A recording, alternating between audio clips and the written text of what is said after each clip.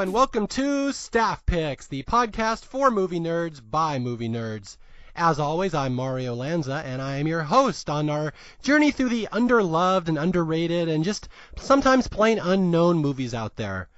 My movie today is going to be a little different. In fact, this is going to kind of be a first on Staff Picks, so I hope you admire the challenge that I am taking on this one, because this is really a movie that's not my choice. This is one that more my guest chose, and it's one of these movies that's really, really popular and beloved among a certain demographic and a certain age group, and it doesn't happen to be my age group. So I'm actually talking about a movie that's kind of out of my comfort zone here. In fact, I just saw it for the first time, about 3 hours ago? So, the movie we are talking about is the 1989 Fred Savage classic, The Wizard, about video games and about little autistic boys and about road trips. And my guest today, he's a perfect pick for this podcast. And like I said, he's the one that selected this movie, and you'll understand why in a second. He is a 7-time video game champion up in the Seattle area. He is heavily involved in Comic-Con up there. He big sports fan, movie guy, pop culture guy, a reader of mine going way back to my MySpace days. In fact, this is the first time I've talked to him, and we've known each other for like 15 years. And I'm very excited to bring him on the show. Welcome to the show, Jason Lundgren. Thank you, Mario. All right, so The Wizard, Jason. Why are we talking about The Wizard? Why did you choose this movie? Well, believe it or not, though, no matter how batshit insane that movie is, and believe me, there's plenty of few scenes that are batshit insane, but which are entertaining. But, however, it's in some odd, weird way, it's kind of autobiographical for me because I happen to have mild autism, which is Asperger's. I happen to be really good at video games. And I grew up in an era of like where Nintendo was king, and I also have a close family member that passed away like last November, and that's my older brother named Eric. And for people who don't know this movie, everything he just mentioned basically ties into this movie. It's a movie about a little autistic boy who is very, very good at video games, and he suffers a huge loss. He has the loss of his sister, and it kind of triggers him into this journey where he's going to go travel to California and become a video game champion. And that's one of the reasons I brought Jason onto this podcast, because like this has to be a very personal movie when you watch it. Well, yes, it is, though. It's like, at first, when I was a kid, my mom used to work at a video store, like, called the Video Factory, which is a mom-and-pop store nearby where I live. And, I used to beg her to, like, rent this movie for me. Well, not so much rent this movie as you know, because when you work at we work at the video store, you get free movies anyway, so I just asked her, hey, Mom, can I watch The Wizard? And it's like, oh, yeah, sure. And then, like, of course, she didn't like it because she's not a huge video game fan in the first place, let alone, like, a Nintendo fan. But I did enjoy it for what it was. It wasn't until, like, the episode of Nostalgia Critic from 2008 that I rediscovered The Wizard, discovered how batshit insane that movie was. And there's some certain scenes that are just, wow. You cannot make that kind of movie today with all the climate that's going on right now, especially with that one character in particular that kind of reminds me of another particular character from another children's movie. Which one? You know the creeper from Chitty Chitty Bang Bang? I haven't seen that movie in years, but oh, are you talking about Mr. Putnam, the runaway, the guy that would retrieve the slaves back in the Civil War day? He retrieves runaways. Yes. He reminds me of that. He's like the 80s, 90s version of the child creeper from like that movie Chitty Chitty Bang Bang. Yeah. Well, again, I just want to reiterate what I said at the start of this podcast. This movie is a little young for me. It came out when I was 15 years old, and like it wouldn't have been something I would have seen in the theater. That's why I never saw it until I was 44. And I read reviews of it, and critics hated this movie. This maybe is the least popular movie I've done on Staff Picks so far, like to the point that Roger Ebert called this one of the worst movies he's ever seen. Like, he just savaged it. It's even on like the worst of 1989 show on Siskel and Ebert, though. And he says something along the lines of like, even a dummy like him would know like this is not the level that they passed or whatnot. It's like, for a guy that's like claimed himself to be a dummy in video games, he sure knows something. Yeah, but what I was getting at there is that this movie is not for me and it's not for critics, but if you were to go to people 5 years, 10 years younger than me and people in your age, Jason, like this movie is, from what I can tell, absolutely beloved. This is like a seminal movie in the lives of many kids growing up in the Nintendo era, the late 80s, early 90s. So that's why this is a little different episode for me to do, because I'm not going to sit here and wax nostalgic on how amazing it made me feel and all the great things it has done to my life, because it wasn't made for me. And that's the kind of the one thing that I really like talking about when it comes to movies. Like, a movie doesn't have to appeal to everybody. It has to appeal to the people it was designed for. And so that's one of these things. Like, I'm really going to lean on you a little more in this movie, in this episode, Jason, just because I think this movie means much more to you, and that's why I'm not going to like sit here and say I don't think it's very good. I'm very interested to hear why it's important to people your age. I'm kind of the same with like other people too, because I got like a couple, like a few nieces and a nephew that like there's gonna be certain movies where it doesn't appeal to me because I'm obviously way too old for that, but I'm willing to listen though. So if you say you're willing to listen to the things that I truly like I said, The Wizard, then hey, I'm all for it. Yeah, and that's what the point of the show is, movies that deserve more love, and I just want to get people on here that just will rave about a movie and why it means something to their lives. So, like I said, I'm very excited that you're here, and I think the tone of this one may be a little different. Although I may take digs at The Wizard from time to time, just because there's some perhaps little issues with it that I have when I was watching it, but I will try not to make it personal. Well, don't worry about it, though, because like I said, I make fun of movies I like sometimes, and that movie's like the perfect like kind of like if you, I don't know, did Rick Tracks do Wizard? If they did, I want to see it. Yeah, I don't think they have, but I can see if they did, it would be a fantastic episode because there's a lot of goofy stuff in this episode. Okay, before I get into your history with video games, I want to explain my history with video games and why perhaps this movie wasn't in my wheelhouse. And I will say, like, this movie's about arcades and video games and kids that love video games. And that was me as a kid. I don't know if I've talked about that on Staff Picks before, but there's a couple places I grew up in the 80s. I grew up in bowling alleys. My dad was like almost a pro bowler. I grew up at the Mariners games in the Kingdome in Seattle.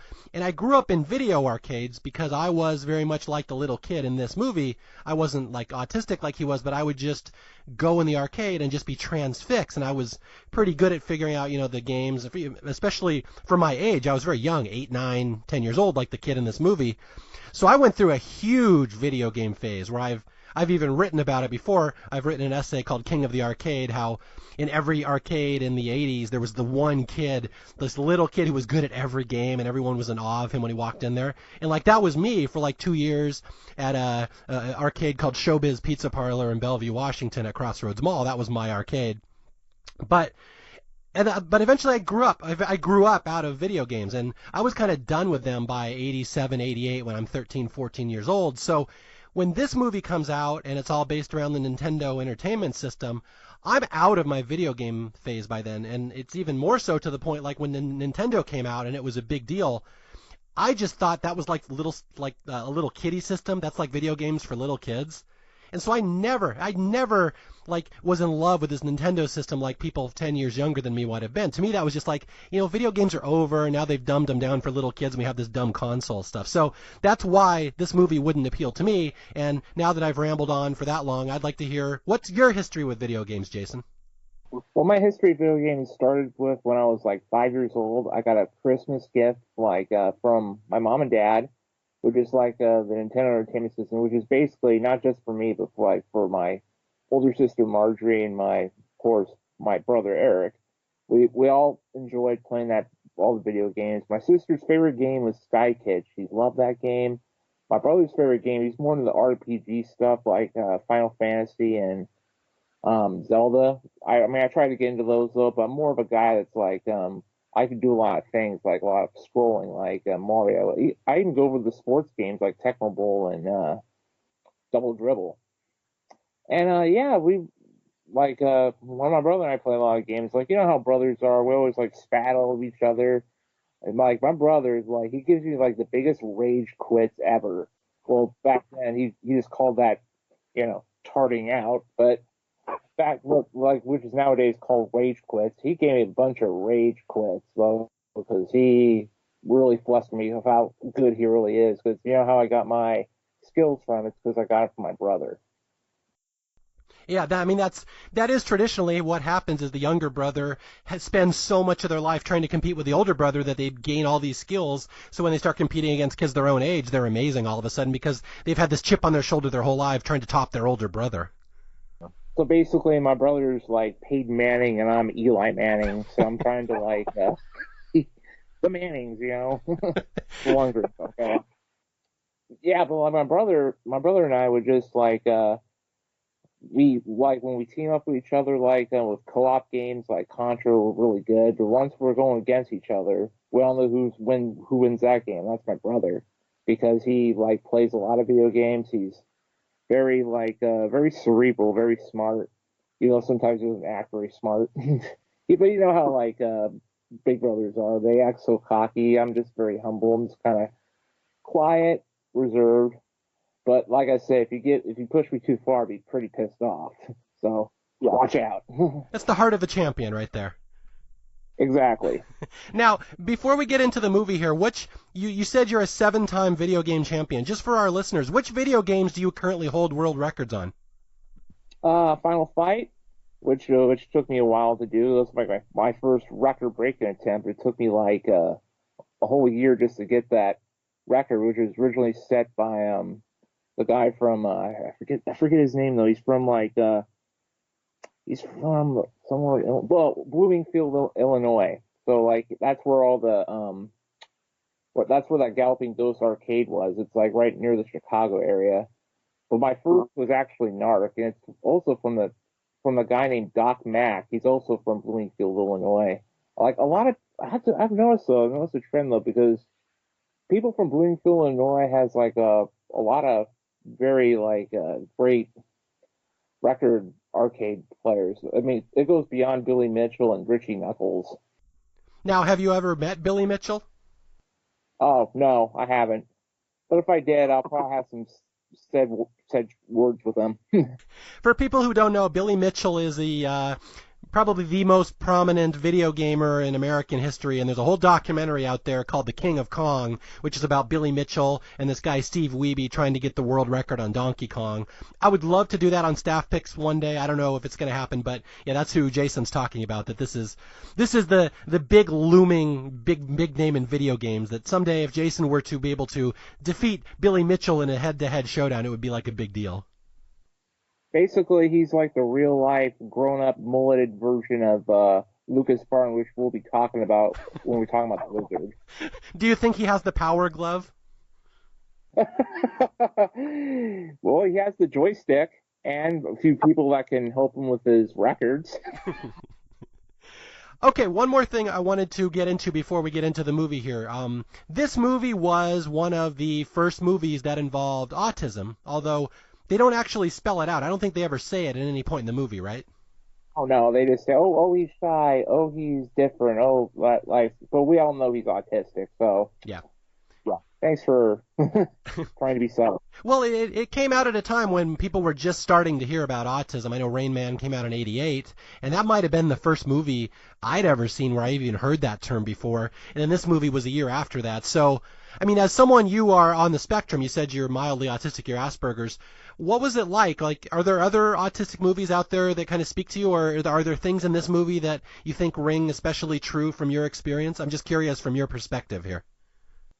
Well, from like my perspective though, there's a few movies that like got to me though, since I'm diagnosed with like autism. There's this one movie called Adam from 2009, which, like I said, we're going to talk about on Staff Picks, but it's kind of too depressing, so I don't want other people to be like, "Oh, this is sad." But it has Larry Appleton from Perfect Strangers. It does, yeah. Cousin Larry's in there. Cousin Eddie. Yeah, I actually watched Adam, and I know you had mentioned it. You and another person, I have another one of my readers is autistic, had also mentioned, hey, we should do an episode on Adam. So it's in the hopper. It may happen someday, I don't know. But like you said, it is kind of depressing. It's not really a movie with stuff like Power Gloves and video game arcade. It's not quite as fun as this one. Okay, let's.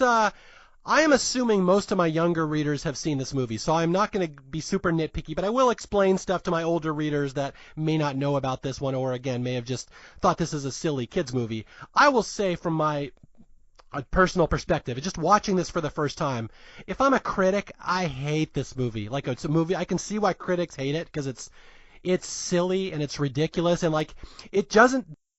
It's like a 100-minute commercial. That's what it is. A 100-minute commercial for Nintendo. Yeah, I mean, that's literally what the review said. I'm just watching a goddamn video game commercial. Why would I watch this? And so I can see that argument. But, again, for the market this movie was designed for, I can see this is like frickin' Gone with the Wind. Like, this is like the greatest thing maybe a kid in '89 ever saw. Oh, yeah, definitely. I can see my 7-year-old self be like, hey, Mommy, can we go see The Wizard? And Mom's like, no. It's a commercial. Go play Nintendo. Okay, so here we go. We're going into 1989, The Wizard, starring, let's see, who's in this? We got Fred Savage, hot off The Wonder Years. Who else is in here? Christian Slater, Beau Bridges, the guy from played Dr. Schreiber off of Freaks and Geeks, Sam McMurray. Yeah. He plays like the kid's like stepfather. How the hell did they get Christian Slater in this movie? That's the first thing that I'm wondering when I'm watching this movie. Like, he just starred in Heathers, and he's one of the hottest people in Hollywood. Why would he take this role as the second fiddle brother who does nothing? I have no idea. Plus, aren't Beau Bridges and Christian Slater's character a bit too close to each other? Like, this is like beyond father and son shit. They act more like brothers, really. They basically act like King Griffey Jr. and Sr. Yes, just like that. That's the first time I've ever heard Christian Slater compared to Ken Griffey Jr. Well, they're both nice icons. And the little kid in this movie, the wizard, the actual autistic kid, he is played by Luke Edwards, who, fittingly enough, I just did another Staff Picks episode on. Did you listen to my Little Big League episode? Oh, yes. I love that movie, too. I totally understand. It's like, oh, it's a kid from The Wizard as the manager for, like, the Minnesota Twins. And, yes, I've seen it back in the day as well. And I, like you, was very happy that the Mariners were predominantly featured, like, in a movie. Although they were in the Naked Gun because, like you said, they were, like, one of the cheapest teams to get licensed from for that movie. But, like, they made them out to be the big bad villains in Little Big League. I was like, the Mariners? Big bad villains? I could see the Yankees or something like that, but the Mariners? Even then, I was like, what? Yeah, well, I'm just so happy that I've already done Little Big League, so as we're walking through this movie, I can make Billy Haywood jokes, just as if the little kid's from the same kid in the movie. So, yeah, so very excited. I've already established that as a running joke, so now I can continue it in this episode. Or we can make jokes about Kevin Arnold, too, and Beau Bridges' brother, Jeff Bridges. Like, why can't I be like my brother? Oh, you wanted me to tell my Fred Savage story, is that correct? Yes, from MySpace, because I remember I read this when I was in college. Like, I was taking a break from one of the classes. I looked up on your blog, it says about the Fred Savage story, and I think it was like, he was like in Stanford, right? That was like his first year at Stanford. He was like a freshman, and then people like was mocking him with the... Hey, don't ruin my story. Oh, sorry about that. Yeah, you're telling my story for me, you asshole. No, okay. This is something we had, one of the reasons we wanted to do this episode, just because the video game and autism tie-in, but because I have my favorite story of all time, the Fred Savage story. So, again, Fred Savage stars in this movie. He plays Corey, which is kind of funny because his brother plays a character named Corey on Boy Meets World, so a little Savage nepotism there. Oh, yeah, exactly. Boy Meets World, Wonder Years, except Boy Meets World supposed to take place in modern times, but Wonder Years, late 60s, early 70s. Yeah, and The Wizard, of course, takes place in some weird universe where kids travel the country by themselves in some planet I've never seen before. Oh, yeah, I was going to say, it takes place in some weird alternate universe where the kids act like adults and the adults act like kids. Okay, so here we go, my Fred Savage story. So I went to Santa Clara University in Santa Clara, California. It's in the Bay Area, and it's literally like 10 miles away from Stanford. Stanford's kind of our sister school, and these two colleges are right next to each other. And I was a student at Santa Clara when Fred Savage was a student at Stanford. So we're right around the same age, plus or minus a couple years. And so I had heard this greatest story about Fred Savage when he was at Stanford, because all Santa Clara students have a bunch of friends that go to Stanford. So I would hear stories of people that, oh, I heard this happened, I heard this happened. And here's the all-time greatest Fred Savage story. So one time, apparently my friend Huey told me this. He's like, I heard this is true. I know that I heard it was a guy who knows a guy who saw this happen in class. So apparently he's like, Fred Savage was in class at Stanford one day, and he was called on to give an answer. The professor asked him something, and he raised his hand, and Fred Savage answers the question, and apparently it was like the wrong answer. He completely blew the answer in class in front of everybody. And there was just a big awkward pause in the class where everyone's just kind of sitting there. And then some joker in the back of the classroom apparently did a little Wonder Years voiceover, and he's like, I felt so stupid that day. You got Daniel Stern. Yeah. So, I don't know if that story's true or not, but I heard that from Stanford students at the time, and they're like, they swear. They're like, it happened. A guy who knows a guy saw that happen. That's the Fred Savage story, that he got the Wonder Years voiceover mockery from the back of the classroom. So there you go, my Fred Savage story. Oh, that is still hilarious as it was back in 2008. Okay, well, we've beat around the bush. We've gone 20 minutes into this podcast. We haven't even gone to this movie yet. Are you ready to delve into the story of what is his name, Jimmy and Corey? Oh, yes, the Jimmy and Corey Adventures, which is basically Rain Man for kids. It is Rain Man for kids, but there's another movie that I was actually thinking of as we were watching this movie. There's a couple parallels between this and other movies. Rain Man obviously is the one where you got the one brother trying to exploit the autistic brother. Oh, yeah. But the other one is hilarious because it's literally the movie I did right before this one for Staff Picks, which is Kingpin. It's the goddamn exact same plot. I know, right? That's like it's like a road trip movie, and it has something to do with competitive. Even though I wouldn't say video games are sports yet, but it's kind of close to it now. Well, okay, I'll just give people a quick overview. It's about this quick-talking kind of huckster brother, Fred Savage, a.k.a. Roy Munson, who takes this sheltered, naive, clueless kid under his wing who happens to have a talent, a.k.a. Ishmael from Kingpin, and they travel the country to go to this tournament in Reno, Nevada, which is exactly where they're going in Kingpin. And along the way they pick up this slick-talking, street-smart girl who has stake money and is the brains behind the operation, a.k.a. Miss Claudia in Kingpin. So it's literally the exact same movie. Only if Claudia were 12 years old and has red hair. Exactly. And if the Amish people had the power glove, it's so bad. Yeah, they were not even allowed to use technology. Yeah. Okay. So that's the plot of the movie. I'll do a quick overview so we can get into it here. It's a movie about a little autistic boy named Jimmy, and the movie opens with him just walking down the highway, I guess as 9-year-olds would do back in the late 80s. They would often walk cross-country through Utah. And the cops have to come pick him up, and we find out he's a habitual runaway. He habitually will leave the house and start walking west because he wants to go to California.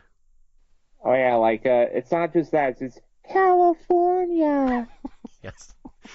It's like his Wapner, basically. Like, Wapner, definitely Wapner. It's California. Yeah, I'm glad you started in on the Rain Man jokes, so now I'm allowed to do them too, so thank you for setting the precedent there.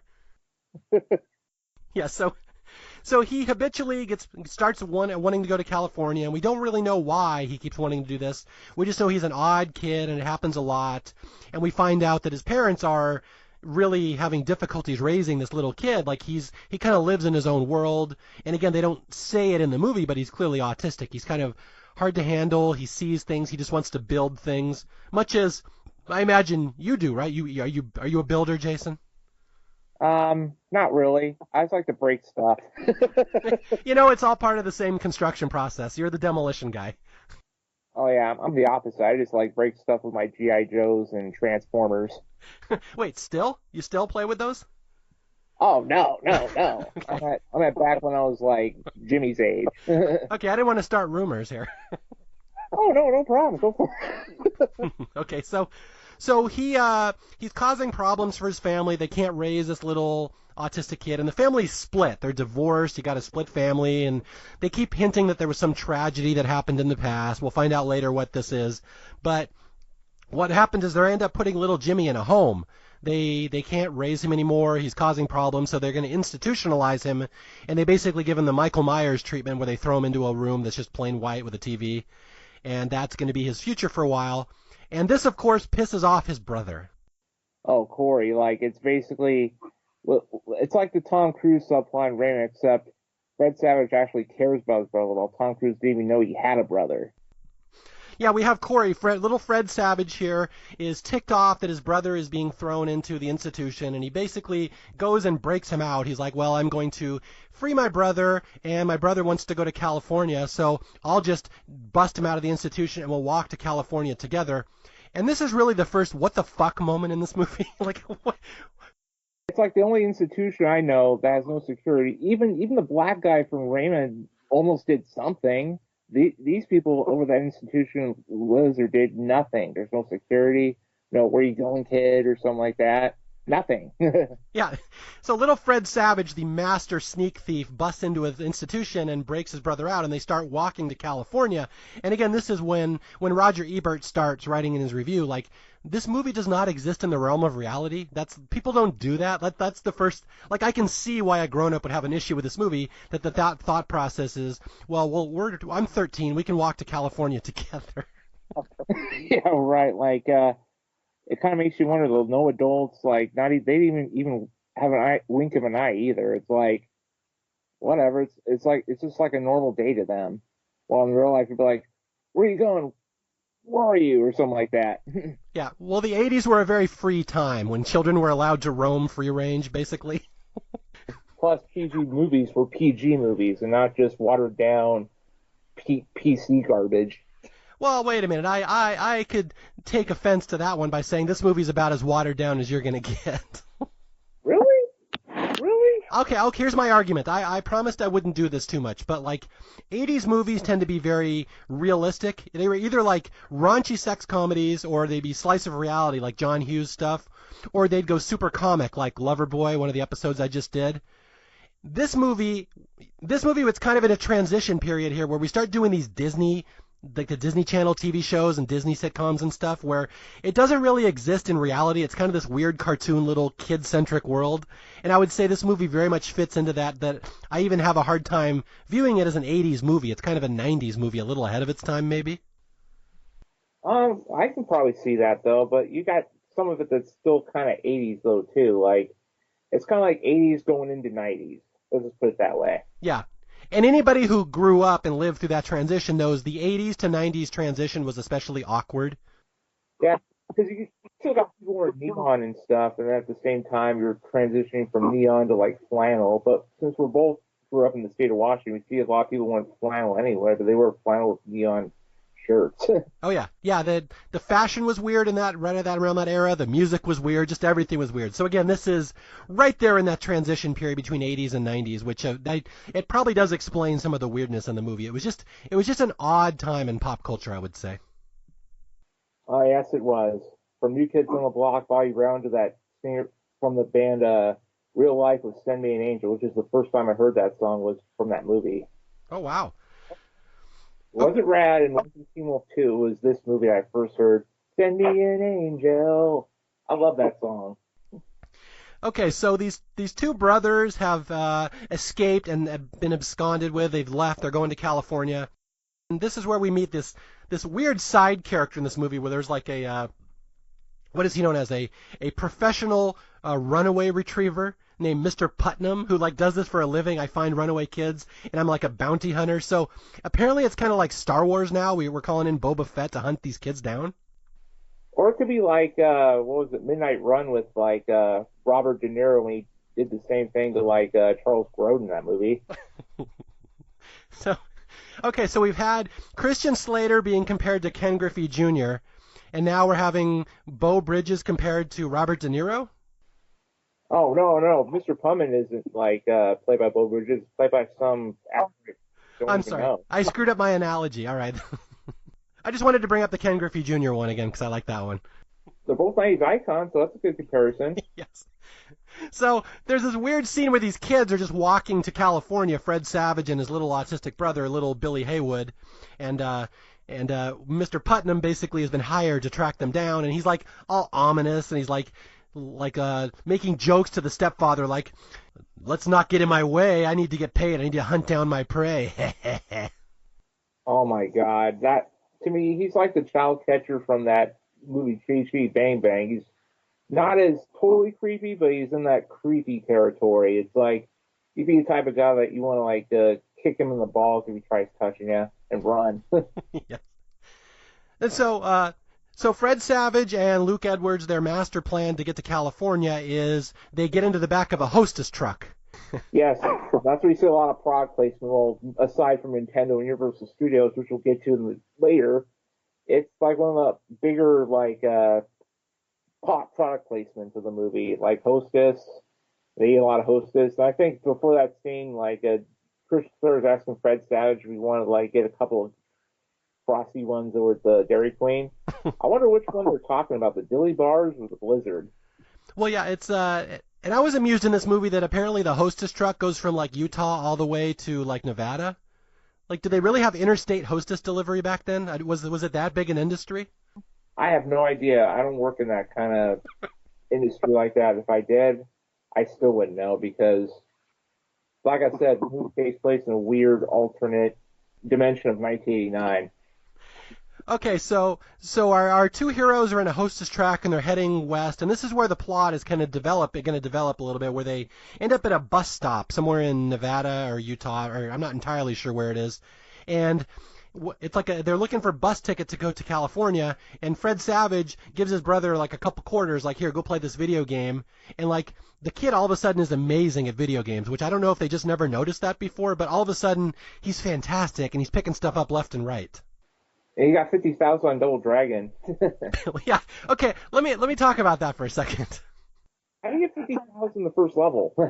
Okay. Yeah. You're the Double Dragon expert. This game is not really in my expertise, but I just, like they said, there's so many things in this movie that are just goofy and just hit my ear wrong. Really? That's not the way people talk. But the little kid gets 50,000 points on Double Dragon, and Fred Savage is like, oh my God, and he's amazed, he just ran the 3-minute mile or something, and I'm like, since when did little kids care about points on video games? It usually is what level you get to.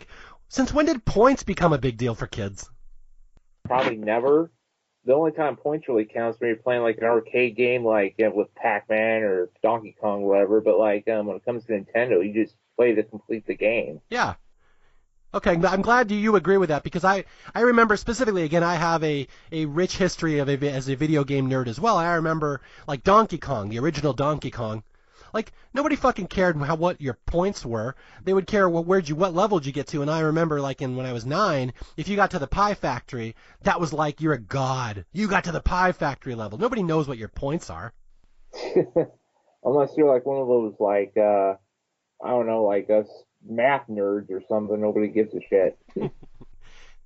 Yeah, so they're in their bus station and they're buying. And Fred Savage is trying to buy a bus ticket, and there's someone over sitting in the seat over near him, and she overhears this teenage girl wearing these sunglasses, and she kind of looks up and she sees these two kids traveling alone and buying a bus ticket, and she thinks, well, that's weird.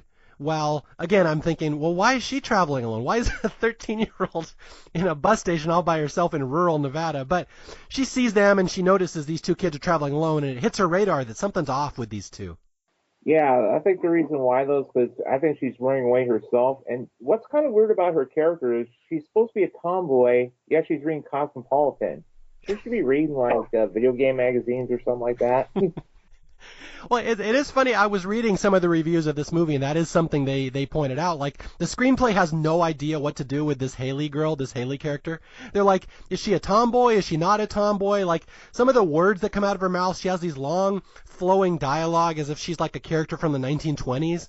And even the actress, they say you can see in her eyes, she doesn't really believe in these lines, but she has to say them anyway. So, she's again, it's like watching a movie made by somebody from Mars. That's how I kind of approach this movie, having not seen it until today. No. To think, people from Mars who think that's how humans talk. Yes, it's like The Room. Not saying this is as bad as The Room. It's a competently made movie, but it's like when you see Tommy Wiseau writing dialogue, how he thinks humans talk. That's how I watch this movie, and it's like, whoever wrote this movie doesn't know a lot about video game culture or the way kids interact or talk. It's amusing to me. And there's this one scene in particular with these three businessmen, right? they were like playing this. They were watching this kid playing video games. I think they were playing first before that kid did, and they're like, "I like to see you play that level," or blah blah blah blah. I'm like, "Dude, you're 40. You shouldn't be. You shouldn't be like being that invested in video games. You should be like more like, well, I'm gonna play for a little bit and then just leave." But these guys in particular was like, "Oh, a kid being like the level of this." Yeah, right.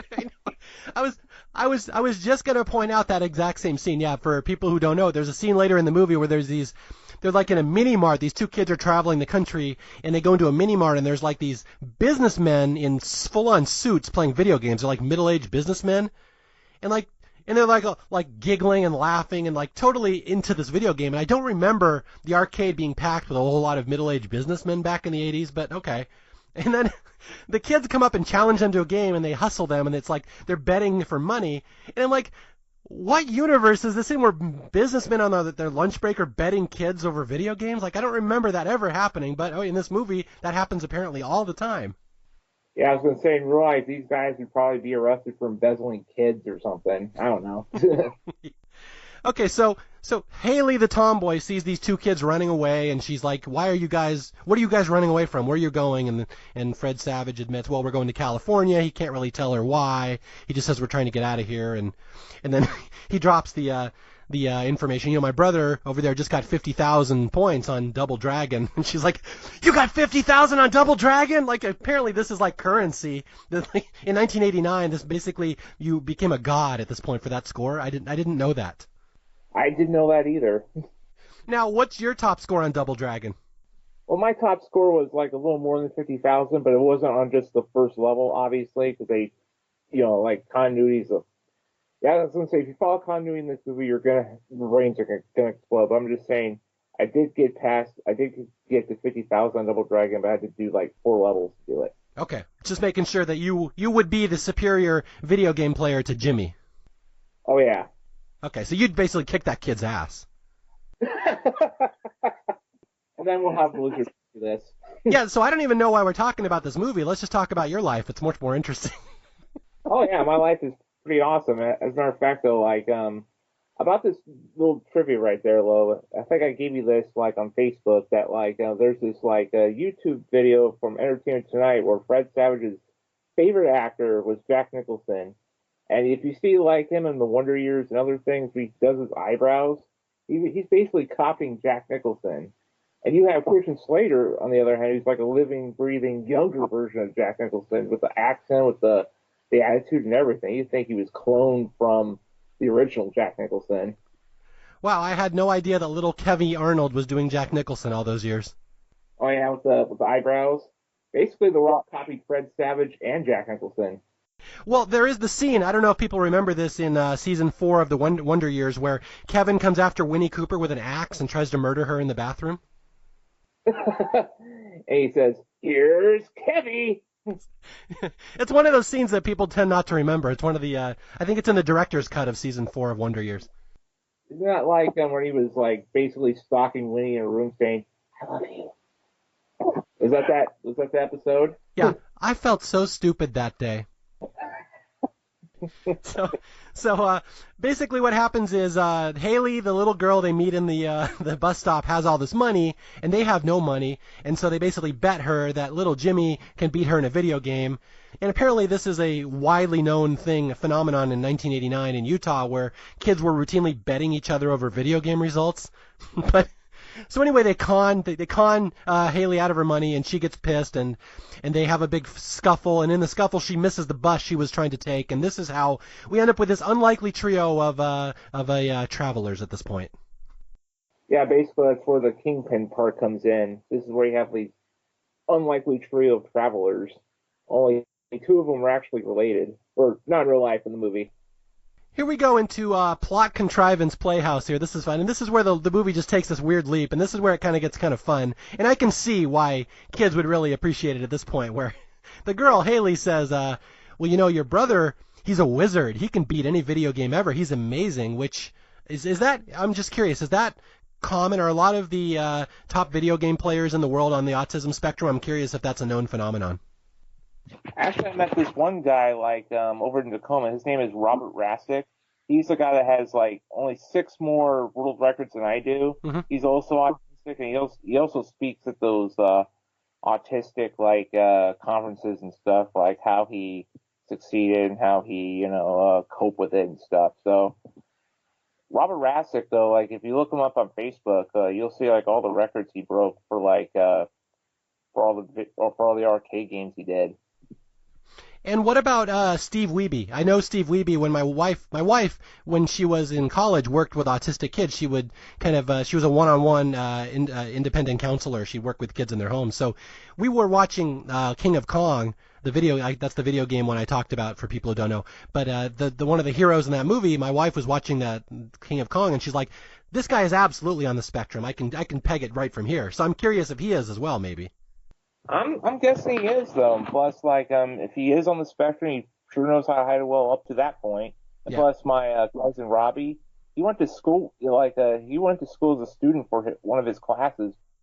Okay, so yeah, so anyway, the girl Haley says, this kid's amazing. He could beat anybody in any video game, and she's like, if he can beat me, a known video game champion herself, apparently, she says, why couldn't he beat anybody in any game ever? And she kind of extrapolates to say, well, I know about this video game tournament out in California, and he'd be a natural. So let's bring this kid out to California, and he'd be a natural. He's going to win this tournament, and we can make all this money, and we can be runaways together and live this happy little runaway life. So that is where the plot of the movie comes in now. All of a sudden, the little shy autistic kid who just wants to walk to California is being hijacked, and they're going to turn him into a video game champion.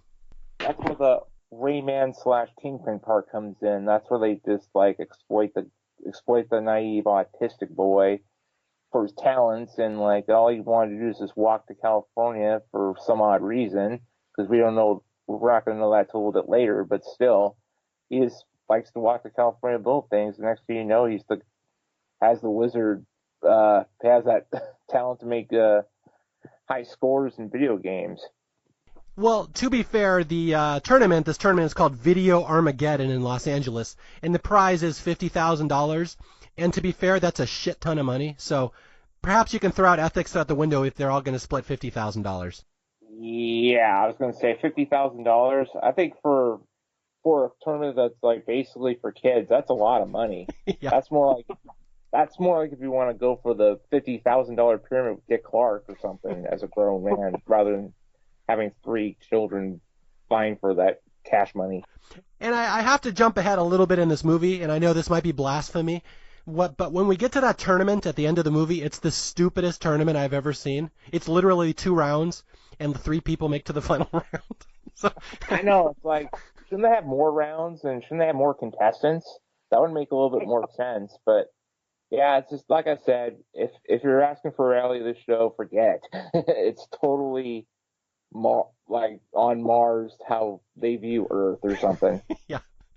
I mean, we're kind of going into Mystery Science Theater territory here, and I don't think that's a bad thing. There's a lot of movies I like just because they're goofy, but yeah, this one, it's one scene after another where just something kind of inexplicable happens, and that's not really the way things work in real life. And I'm like, I'll just go with it, and it's a fun story, but I can see why the critics would say, no, that's not how this works.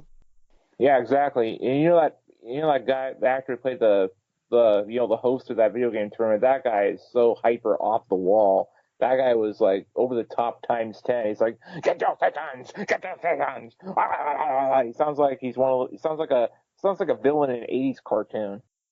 Okay, so the kids are going to now travel across the country to get to Los Angeles. They can be in the tournament, and we have all these subplots going on where Mr. Putnam is chasing them down, and Corey's dad is kind of chasing them down, and we have this running rivalry between Putnam and Beau Bridges where they're like getting in fights with shovels and stuff. And again, it's just kind of silly stuff. It doesn't really add much to the story, but it's just they try to introduce more characters just than these 3 kids. Oh yeah, that's like a side plot. They're trying to find like the kids, and then like who gets to find the kids first, and then I think Beau Bridges said the line very best, like, "You make money off of kids, you ought to be shot." I was like, "Yeah, Beau, get them." Yeah, so the kids start traveling west, and they I think what happens is they get robbed. The girl Haley says, "Oh, I'm street smart. My dad's a trucker. I know all about the truckers, and they have a code, and they're very chivalrous towards people." And then like 2 minutes later, they get robbed, so they run out of money, and so And so this is where they start hustling people again, right along the lines of Kingpin, where Haley's like, well, we'll just take Jimmy into an arcade along the way, and we'll make some bets, and he'll beat people, and we'll make stake money on the way, which does not ring true to how the way the life really works. But in the movie, we just go with it, I guess. Like I said, it's like the old saying goes, it's only a movie. Yeah, and this is the scene we talked about earlier. One of my two favorite scenes in the movie. I really enjoyed this one, just on maybe an unintentional comedy level, where they go into the arcade and you see these middle-aged businessmen, and Fred Savage, I think, goes up there and they place a bet where, like, these 50-year-old guys are going to play this little 9-year-old autistic kid for money, which I can't picture that scenario happening in real life, but it does. And Jimmy, of course, wins, so they double their money and they start hustling people. And it's just a fun little scam system of hustling people in tiny middle of nowhere arcades and mini marts, apparently. That kind of makes me question, what are these, like, businessmen doing, like, stopping by a mini mart? Shouldn't they stop at, like, one of those, like, fancy restaurants or something like that instead of just going to mini marts? That's just something I would do because I work at Safeway. Well, yeah, and if you think about it, these mini marts are like on these long, dusty highways in the middle of nowhere. They're like last chance gas stations. Like, what the fuck businessmen are going there? What business is there that they're working at anyway to start with? What world is this movie taking place in? I don't know, like, if they're salesmen, how come they're wearing, like, $1,000 suits? And if they're, like, businessmen, what are they doing somewhere in the middle of nowhere? Did their car broke down or something? I could just picture one of those guys goes home and the wife's like, oh, how much money did you make today? And he's like, well, I made some, but then I lost it in a bet to a 9-year-old autistic kid.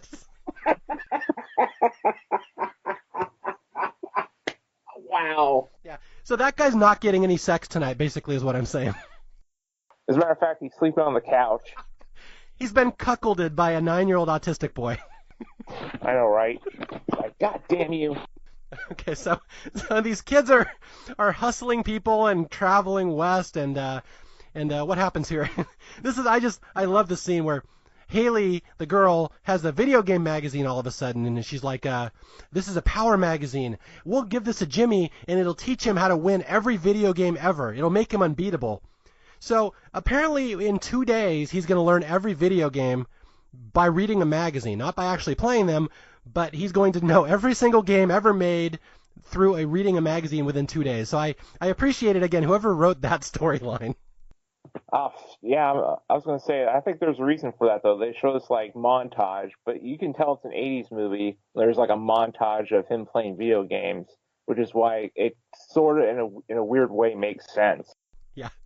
And I got to say, like you said, there's a montage here. There's just lots of travel stuff of them just hitchhiking and traveling. And I just wrote in my notes, I'm just laughing as I wrote this down, like, what a pretty area of the country to film a movie in. Like, every single scene is like shit brown. They're in the desert. There's like no towns.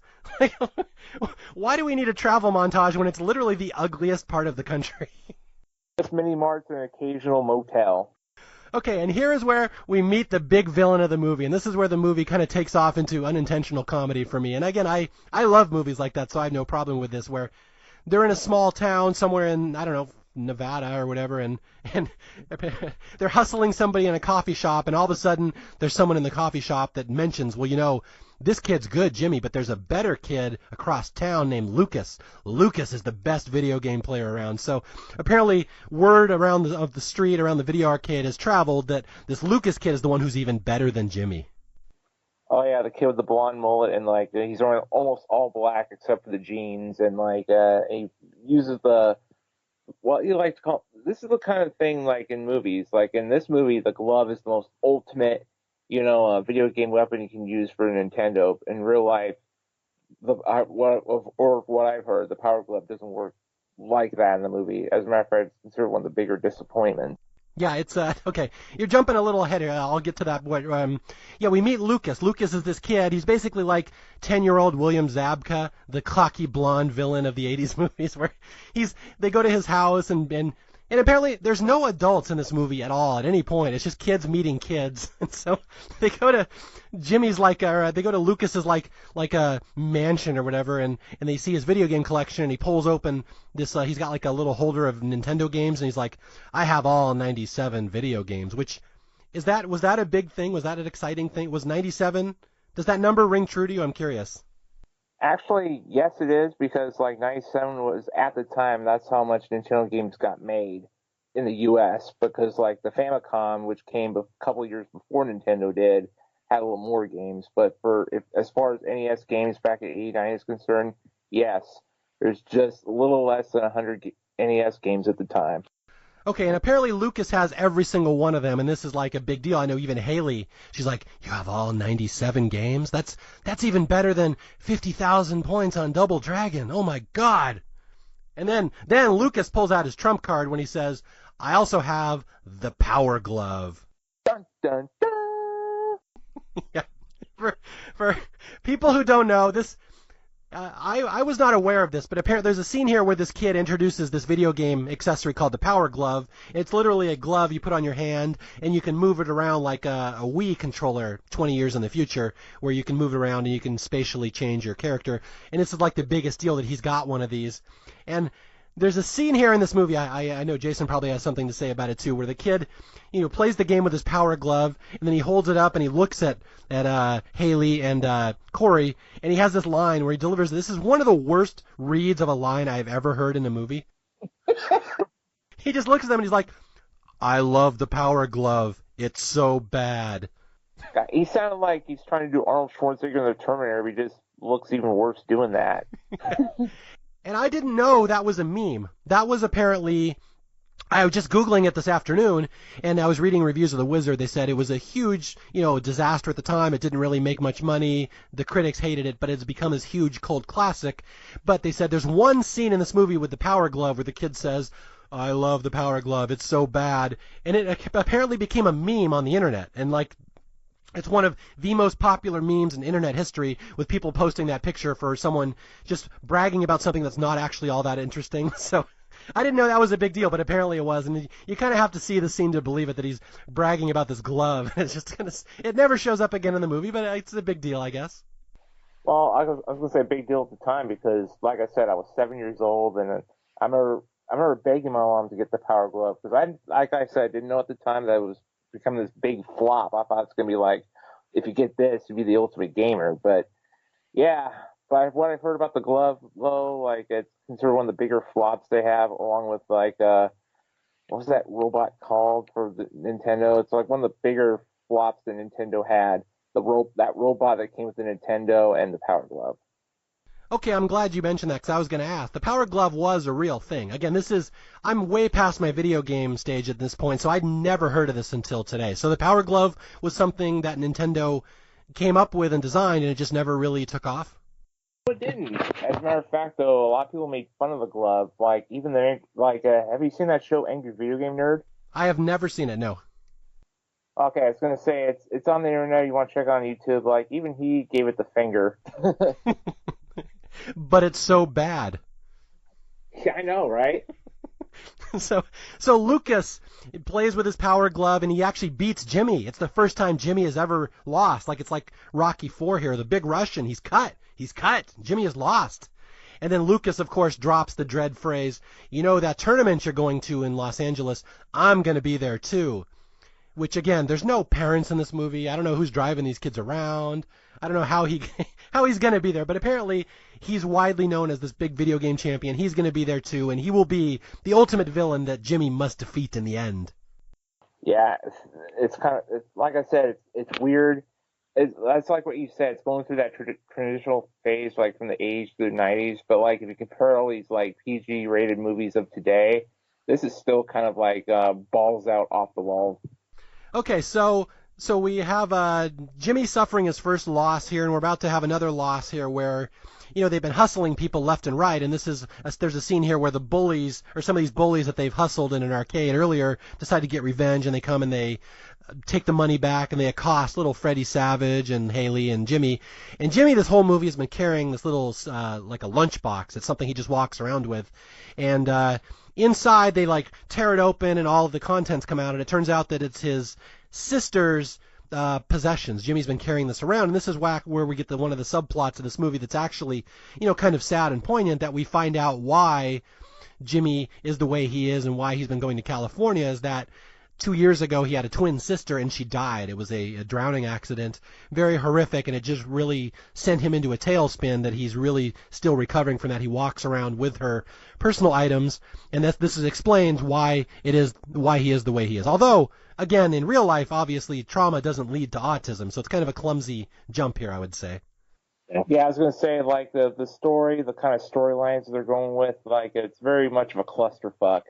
I just like I said, it's like one of those movies you just have to enjoy it for what it is, not for what you want it to be. Because if you want to do it what you want it to be, your brain is going to be scrambled over this. Like, ah.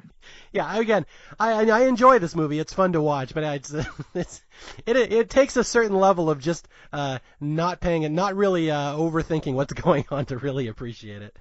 So they decided at this point they've been accosted by bullies. Jimmy's lost. They're going to turn around and go home. And this is where we hear Jimmy talk from the first time. And again, as we said in Little Big League, a Bill Haywood must be allowed to speak his mind. And this is where little Jimmy says, "I don't want to go. I don't want to quit. I want to keep going." And so, yay, Jimmy has talked. And here we go into Act 3. Yeah, I was about to mention that though. It's kind of like a Rocky 3 moment. Have you seen that? There's a scene where like Rocky and Apollo were at a beach, and then Paul thought Rocky gave up, and then like Tyler Shire or Adrian was like motivating him to like get back to being what he was before he went all. Yeah, it's kind of like because Jimmy had his Rocky 3 moment where he just like at first like and then all of a sudden he got pepped up. It was like okay.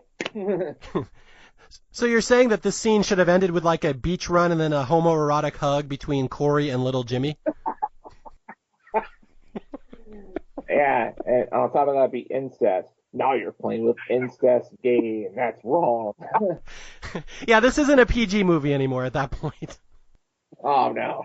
Okay, so the kids get to Reno. They keep hitchhiking, and they eventually get to Reno, and this is another little plot twist that I'm like, this wouldn't happen in real life. I have no idea how this gets through in a Hollywood movie, but Haley says, okay, we have one day until the tournament, and we need to get Jimmy as good as at every game in the world possible, so we'll send him into an arcade. So, like, within one day, he's going to practice every single game ever made, which I'm guessing that's probably not possible. You're the video game champion. Can you win every game in one day? Like I said, this movie takes place in a different universe than our universe, but like I said, if anybody tries to do that in our universe, I think even with a kid like Jimmy, he'll probably, like, have so many like seizures and stuff, just like that. Have you heard about the whole what was the game that causes people with a lot of seizures? Polybius? Yeah, Polybius was one, but I've also heard Berserk was another game that gave kids heart attacks. Yeah, I was gonna say if you play games like that though, Jimmy's gonna like go like one way trip to the hospital. I don't know if this movie is that popular or as popular as it was if 90 minutes into the movie, Jimmy has a massive seizure and he dies. I don't know if that's quite as popular a movie. No, that'd be kind of tragic. Maybe that was one of the alternate endings. Yeah, like at the end, Jimmy woke up from a hospital. Was like, "Are you okay?" He dreamed the entire plot of the TV show St. Elsewhere. Exactly. That's another thing. It has an autistic kid dreaming up like the whole hospital thing with his snow globe. Yeah. Okay, so here's the scene. This one really made me laugh just unintentionally when I'm watching it. They go to Reno, and apparently Haley, the girl, has a friend of her dad who's like lives here, and somehow they know exactly which casino he's in at the time. So they go right to the casino, and he's like throwing craps. He's shooting craps, and like Haley starts shouting advice to him what to bet and which dice to roll, and I'm like, I've been to Vegas and Reno many times when I was a kid, and you're not getting within 50 feet of that craps table. I don't know how she's allowed to like basically gamble for him, but somehow they allow it in the movie. So it's a weird scene. Like, no, that is not how that works. Yeah, and plus, like the guy would have been kicked out. Like I said, they would keep the guy in, but they would kick out the kids. I was like, yeah. Oh yeah. My brother and I went to Vegas many times when we were kids. My parents loved to go there and gamble. And what they do is they'd lock us. They'd basically say, here's $20, go down to the arcade and play our video games for the next 8 hours so we can gamble. And my brother and I had a game. We used to like to creep upstairs towards the casino. And it's one of these things if you're a kid. Have you ever been in a casino in Nevada, Jason? No, I haven't though, but I always wanted to go there. Like, Las Vegas is one of those places I've really wanted to go, like, ever since I turned 18. Now, I'm going to make the obvious joke. Is it because you can count cards? No, I don't count cards. I'm sorry. I had to go there. Sorry, I had to go for the Rain Man joke. But That's okay. That's cool. yeah, it was a fun thing if you're a kid to walk through the casinos in Vegas, is that you're allowed to walk through them, but only if you don't stop. If you keep moving, if you're like a shark, you keep moving, you won't drown. And so my brother and I used to play this game where we'd walk through the casino and we just slow down every so often just to make the security people nervous. And whenever they'd start moving towards us, we'd speed up again. So we just basically try to F with all the security people. So again, there's no way she's allowed to walk up to the craps table and start calling out advice. I'm calling the hardest BS ever on this scene right here. I know, right? Like I said, this movie does not take place in the real world. It takes place through the eyes of someone from Mars thinking that's what the Earth is like. It's like Tommy Wiseau here. Oh, hi, Corey. Oh, hi, Haley. I did not hit him. It's not true. It's bullshit. I did not hit him. I did not. Oh, hi, Corey. And I love video games so much. Anyway, Jimmy, how is your sex life? Okay, so we're in the weird room universe here where nobody does actual human things. And this is where Haley decides, not only is Jimmy our little video game prodigy down there practicing every game ever made apparently, but now she calls the Nintendo gaming hotline. That there's a number, a 1-800 number you can call to and they'll explain to you how to beat every game, which I'm guessing that's BS. Jason, you were the guy here. Do they have video game hotlines that will explain how to beat every game ever made? Well, yes, they do. And plus, there's only one question I'd like to know is, who paid the bill for that? Yes. That's a good point, because they weren't making a lot of money yet. So, oh wait, no, they did. They won the craps.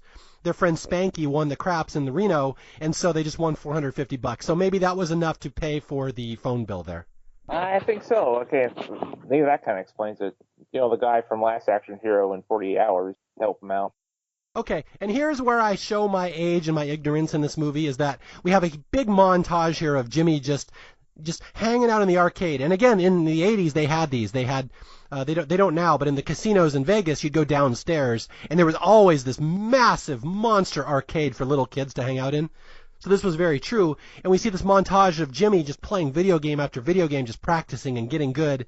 And again, this is where I show my age. I don't know any of the goddamn video games he's played. I've never seen them before, so I know they're past my time here. They have a Double Dragon there, and they also have, I forget which games they're as well of. I'm pretty sure they're very obscure, which is why I'm usually a total nerd when it comes to arcade games. I'm I remember that one. Oh, I remember that one. But the thing about it is, though, is there's this one game they play that's not from Nintendo. It looks like a game from Outrun. Have you heard of Outrun from Sega? I have not. That must have been a little after your time. It was 86 or something. He was playing Outrun, and it's Outrun isn't even the contest. It's not even a Nintendo game. It was from Sega. Yeah, speaking of mixed universes here, this is a great scene where Jimmy's been playing video games all day, and Haley comes and gives us the update that Jimmy's mastered 72 out of the 97 games. He knows 72 out of the 97 games. And I'm thinking here, again, I might not be the sharpest tool in the shed here, but if there's 97 Nintendo games, and he's playing arcade games, aren't those different than the Nintendo games? And then I'm thinking, what the fuck tournament is this in LA? Which games are they playing, arcade or Nintendo? Because those were different things. Those weren't the same games, correct? Yeah, it is kind of weird, though. Like I said, the continuity is fucked up in this film. It's I've been seeing him playing arcade games, and he supposedly played 72 out of the 97 games, but all I saw from those were what, 9 or 10, even in the montage. Yeah, again, the more you pay attention to this movie, I know this is rich, coming from a guy who just saw it for the first time today, but I'm just catching little stuff but he's not practicing the games that are going to be in the tournament. What? I don't get what's going on here. So, anyway, the long story short, I'll kind of whip through this because we're almost up on an hour here, where Putnam, the child retrieval specialist, ends up getting Jimmy, and he kidnaps him, and then Haley has a bunch of her trucker friends drive and cut him off, and basically they rescue Jimmy, and the Jimmy gets back. And so, yay, we made it, we're all here, and their buddy Spanky ends up giving them a ride to Los Angeles, and here we go. The last 20 minutes of the movie, the famous video game tournament, which, as I said earlier in the podcast, is the stupidest tournament I have ever seen, the most underwhelming tournament, but I guess it looks majestic when you're 5 and you see this movie, but as an adult, I'm like, wait, this isn't even like a big deal. No, not at all. As a matter of fact, though, it looks like it's like one of those things. Like when you're a kid, it looks majestic. When you're an adult, it's like, yeah, you have a guy that acts totally insane that shouldn't be hosting anything with kids or something like that. You should get a guy that knows what the hell he's doing rather than just going, get your stations, get your stations. Okay, I'm going to explain the scene to people so it'll make sense if you've never seen it before. They get to Los Angeles, and the tournament is held at Universal Studios, and apparently they're able to walk right into Universal Studios without buying a ticket, which I don't think is going to happen. I don't think they have a lot of money. She spent that $450 on the phone bill to the Nintendo hotline, so somehow they get into Universal by themselves, and then they walk up to the registration at this huge video game tournament, and they say, can we register on the spot? Even though they don't appear to pay a fee to enter the tournament. They can just walk in, apparently. Well, in this universe, anything's possible.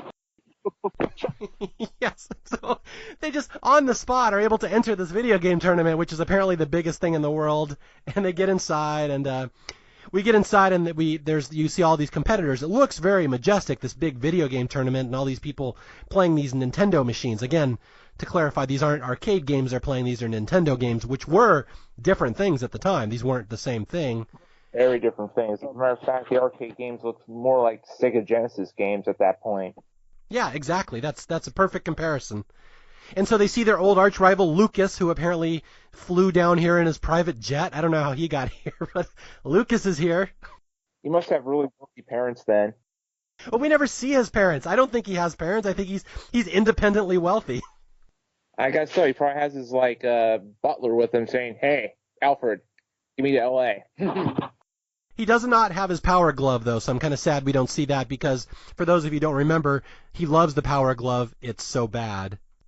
So we see this tournament, and we see Lucas in there, and Lucas is taunting poor little autistic Jimmy, like, oh, the wizard's here. Look at this little spaz, this little nobody. I'm going to beat him. And so they all compete in the first round of this tournament, and this is like the critics said, this is really just a big commercial for Nintendo, this whole movie.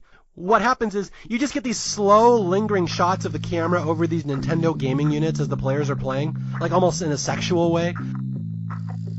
You'd expect like softcore porn music to be playing in the background as we show the contours of this sexy new Nintendo machine. And I'm like, this is weird.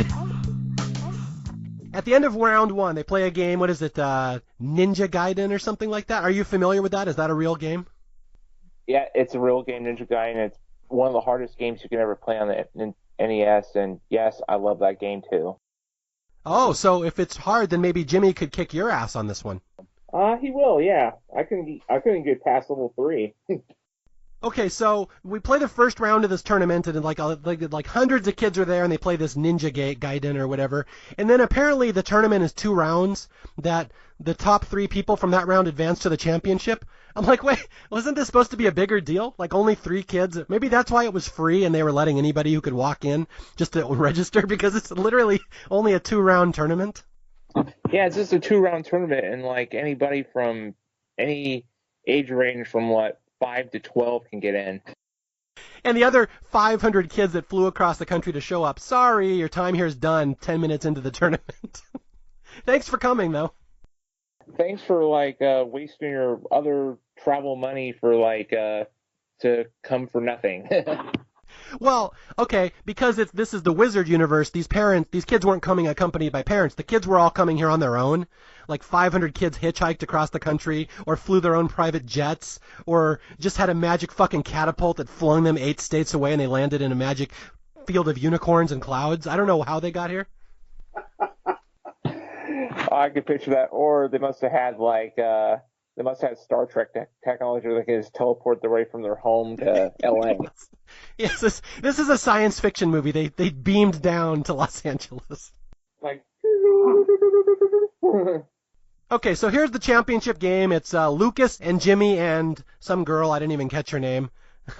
So the 3 of them, and before they can compete for this big video game championship, all of a sudden Putnam, the bad guy, shows up and he starts chasing them. And we get this long extended sequence here of Putnam chasing the kids through the Universal Studios tour on the tram. What? one of the more gratuitous scenes I've ever seen. I'm assuming this was a Universal movie, and so there's literally a 10-minute shot of it's basically a commercial showing off their amazing Universal Studios tour.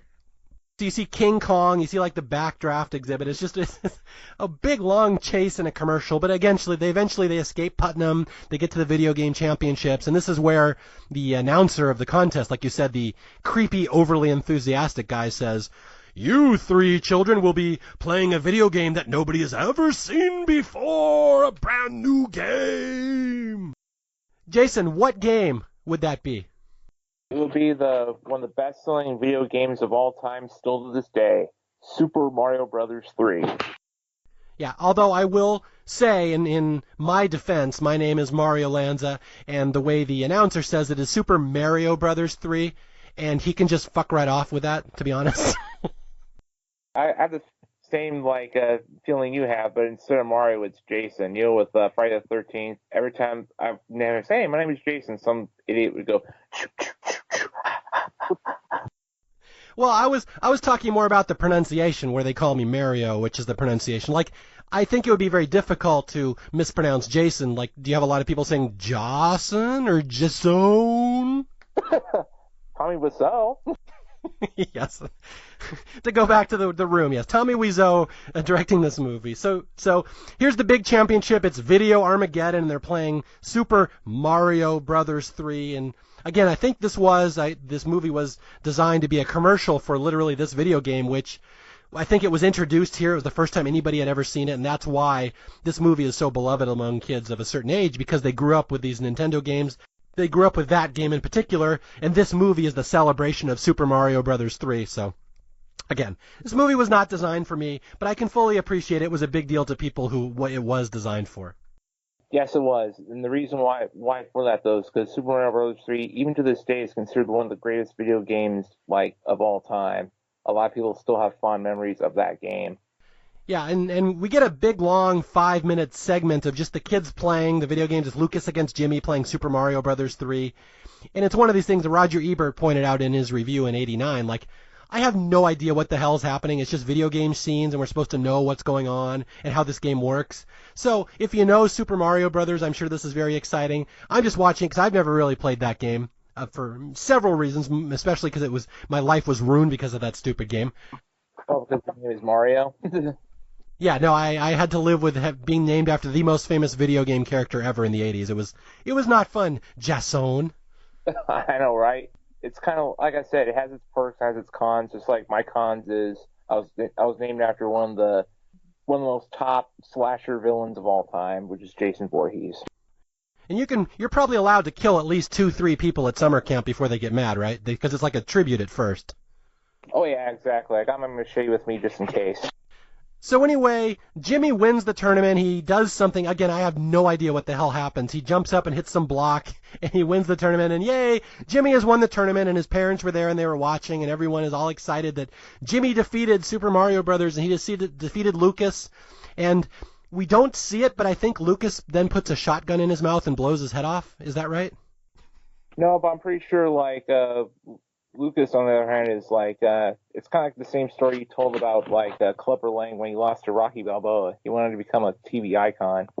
Yeah, so Lucas gets his just desserts and he goes home to his independent wealth and his giant mansion and his Power Glove and Playmate of the Year, Victoria Silvstedt, and he has a wonderful life. So basically, nothing happens to Lucas, but Jimmy wins and it's very exciting, and now we get the wrap-up to this movie. We finally find out why he has been coming out to California, why he always wanted to come out here, which is odd because it kind of undercuts the end of the movie. We're supposed to see him as a champion as he had his big happy moment, but apparently Jimmy doesn't give a shit. He was only here he wanted to dump some stuff into some dinosaurs. The reason why, though, is because you know that film location, right? You know Pee-wee's Big Adventure? That's where it's actually where all the dinosaurs are at. I was like, that's how I was going to make my Pee-wee joke on that one. I was like, that's where Pee-wee and Simone were well, I'm going to say they probably did make out, but I'm just saying they didn't show it on Pee-wee's Big Adventure, but I'm pretty sure they did, so. Okay, when you said it was a Pee Wee Herman joke, I cringed. I'm like, this isn't going to be a masturbation joke, right? Oh, no, it's more like Pee Wee trying to make out with some tall chick named Simone joke thing when Andy everybody gets all pissed off. All right. Nobody gets arrested for that one. Nope, nobody. All right. Well, but I will say you didn't have to explain the location to me. I know at the end of the movie they drive out. They're driving back to Utah, and they go through Cabazon, which is out by Palm Springs, a very famous tourist location, not that far from my house. I've been to Cabazon many times, and that is the filming location where Pee-wee's Big Adventure, where they had the dinosaurs, and the dinosaurs really are out there. They're just kind of behind a little mini mart and truck stop, and you can still go there. They don't let you go in the dinosaurs, at least up into the mouth anymore, but they've been there for many years, and it's a very famous filming location. Although, you probably don't know this, Jason. A couple years ago, that was a fun tourist location to go to, but a couple years ago it was bought out by like this super, how can I describe the people that own that place now? Super fire and brimstone Old Testament people. And so like all the dinosaurs there are covered with like biblical scripture and stuff like, if you're gay, you're going to hell. If you have an abortion, you're going to hell. Like, science is just a myth. There's no science. There's only Jesus. So if you go to Cabazon, it's all like run by the fire and brimstone crowd now, which is, it's kind of amusing that of all places they would own a dinosaur place. I've seen those people. They're from downtown Seattle. They're the ones that have their megaphone going, if you don't believe in God, you're going to hell. I'm like, fuck you. So that's Cabazon. That's basically, in real life, if you stop at Cabazon, you're going to get handed some literature, and you will be you're going to hell. Basically, that's how it's summed up.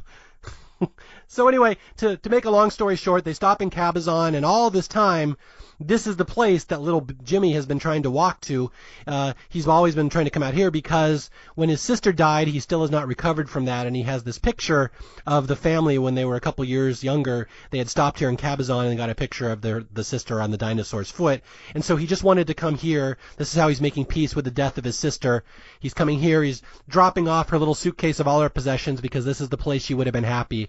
And now it's believed, I mean, they don't flat spell it out, but they almost feel like, oh, he's cured of autism, he's going to be fine now, which I don't think that's how it works, right?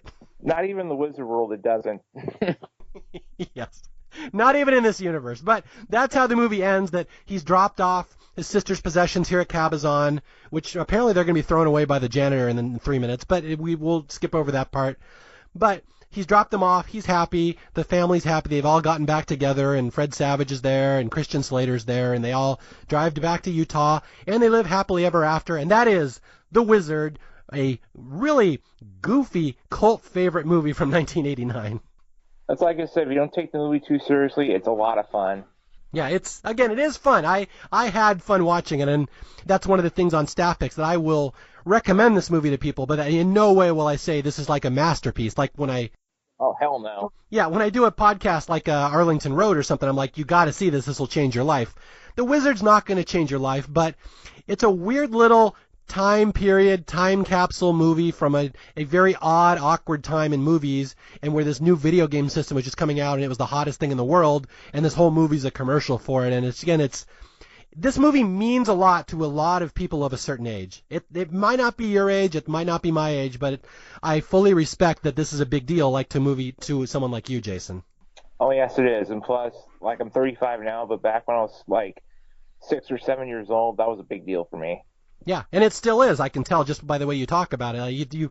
I can sense you even bristling a little bit when I start making fun of how goofy it is, because deep down I know you really like this movie. So I apologize if I've taken digs at it.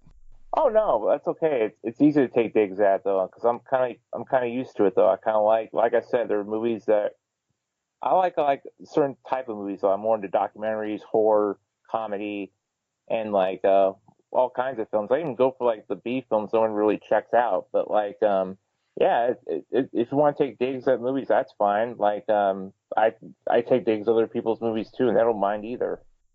Yeah, again, it's just one of those movies that I know is very important to people, and I actually expect a lot of people are going to listen to this podcast because I have a lot of younger listeners who may know this movie. So I just want to say I'm throwing you guys a bone. I'm throwing some movies out there that I might not even be all that familiar with, but I know, again, it's not always about my opinion on Staff Picks. Sometimes I bring on guests, and they feel really strongly about a movie, or they have something that ties in with their lives. So, again, I just want to encourage people, if you have movies like this that you really feel strongly about and just want to come on and talk about, drop me a line at staffpickspodcast@gmail.com, and maybe we can work something up.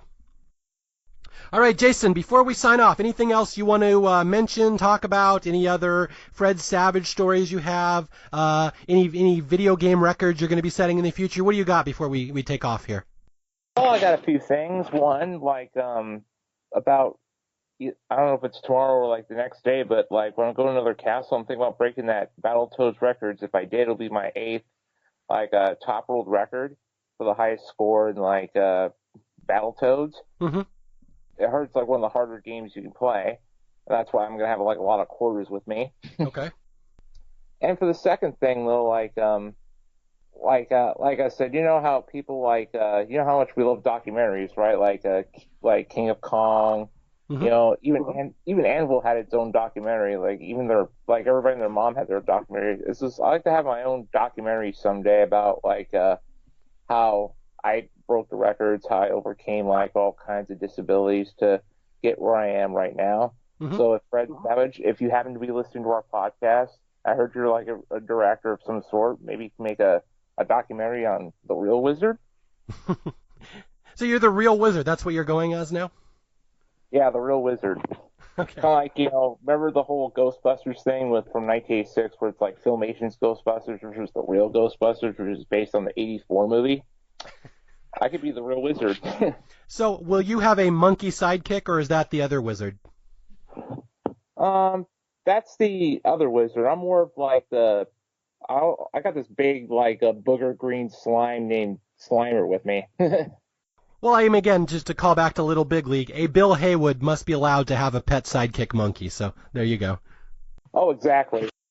Okay, again, I just want to thank you for stopping by, Jason, and I want to thank all my listeners. Again, you can reach me, staffpicspodcast@gmail.com. You can reach me on Twitter, @MarioJLanza. And until the next time I talk to you, I will be out there searching for more underrated, underloved, or just unknown movies, and I will try to find somebody interesting to come on and talk about them. Until next time, I love the Power Glove. It's so bad. Bye.